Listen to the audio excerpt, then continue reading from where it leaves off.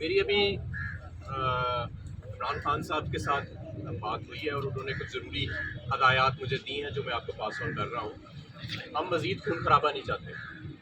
ہمارا ایک انتہائی قیمتی ورکر ضلع شاہ، اس کو جس طرح سے پولیس کے تشدد سے وہ قتل ہوا، ہم دوبارہ لاشیں نہیں گرانا چاہتے۔ ہم ہماری 25-30 سال کی عمران خان کی جدوجہد آئین اور قانون کے اندر رہ کے ہم نے جدوجہد کی۔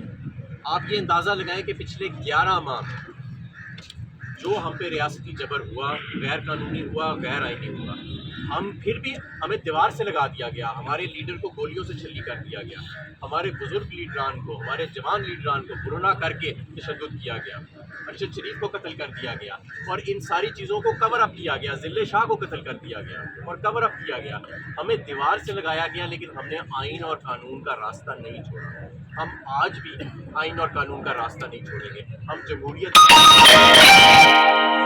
پرامن انتخاب ہو اور پرامن انتقال اقتدار ہو، یہ بہت ضروری ہے۔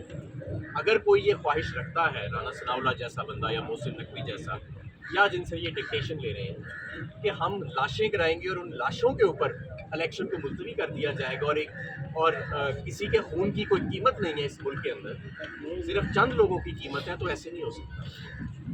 ہم اپنی ریلی پوسٹ پون کر رہے ہیں۔ ریلی کب ہوگی نہیں، اس کا اعلان جلدی ہو جائے گا۔